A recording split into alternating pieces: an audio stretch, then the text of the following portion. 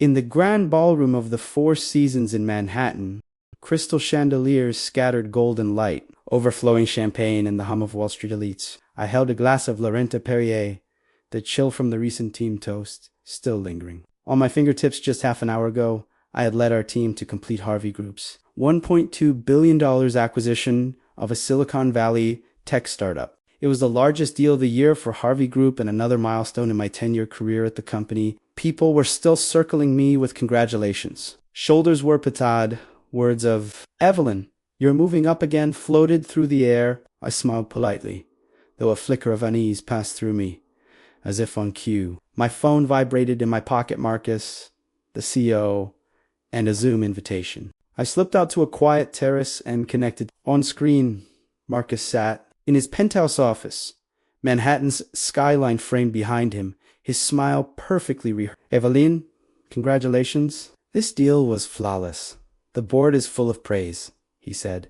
His tone was warm, almost intimate, but I knew him well. Flattery like this was always a prelude to a trap. Before I could respond, he shifted gears. "That said, the company is pursuing a rejuvenation strategy. Management needs fresh blood. After board discussion, we've decided you'll step down with honor, enjoy a paid sabbatical, and make way for younger talent." The champagne in my hand didn't waver. I took a small sip. Step down with honor. A polite word for being fired. Marcus feared the depth of my roots at the company, the grip I had on key client relationships.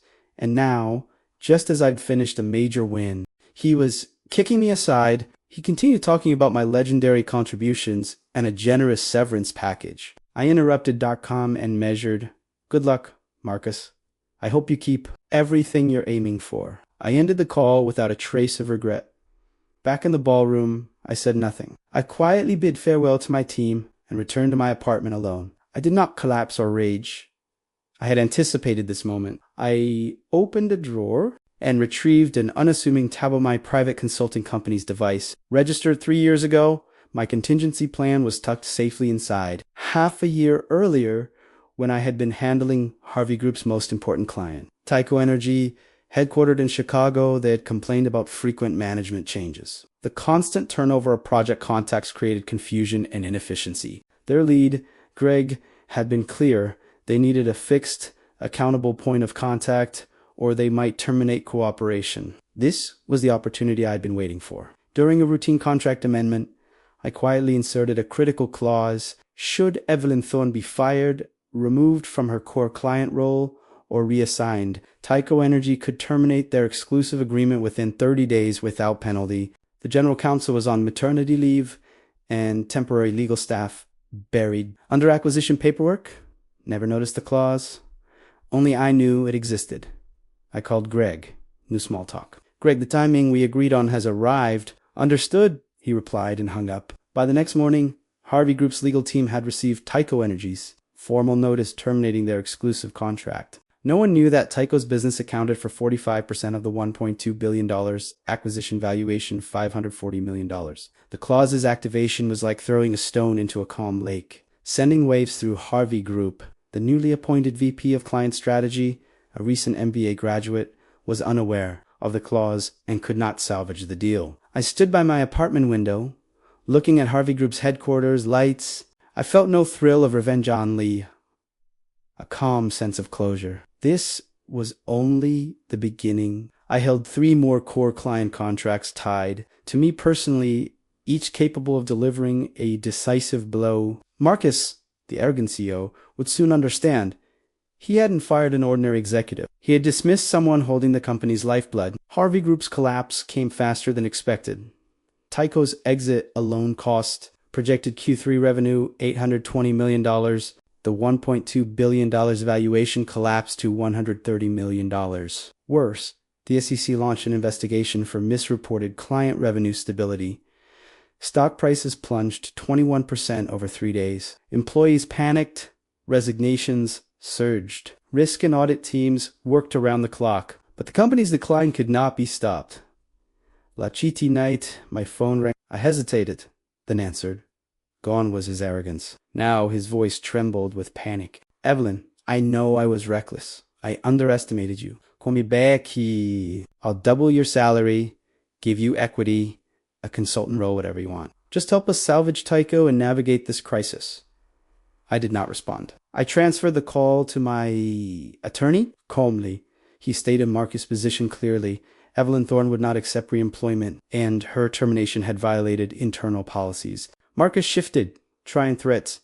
Evelyn, you're sabotaging the company. I will sue. My attorney's reply was ice cold. Evelyn's clause was fully legal, properly reviewed, and filed. Harvey's failure to object for 14 months is their own oversight. Any lawsuit would expose Harvey Group to wrongful termination and reputational damage claims. Silence fell. I imagined Marcus' face, pale and frozen. He finally understood. I was not a pushover. 10 years of patience and planning were not to serve Harvey Group, but to ensure I would exit on my terms. 3 days later, the board announced Marcus Voluntari's resignation as CEO with temporary board management. I was meeting David, CEO of Ron's Group Harvey's main competitor, and my next move. David valued my client relationships and strategic integration skills, offering me Executive Director of Strategic Integration, full authority and equity. I signed without hesitation. Tyco Energy and 2 other core clients followed me, publicly terminating their partnerships with Harvey and aligning with Ron. Not once did I disparage Harvey Group or act vindictively. I had merely reclaimed what was rightfully mine, escaping an environment that undervalued real contributors. On my first day at Ron's, I stood by the office window, watching the sunrise over Los Angeles with temporary board management. Marcus and his ilk only value appearances, power, and position. They treat the silent contributors, the ones actually holding the company together, as disposable. They think they control everything.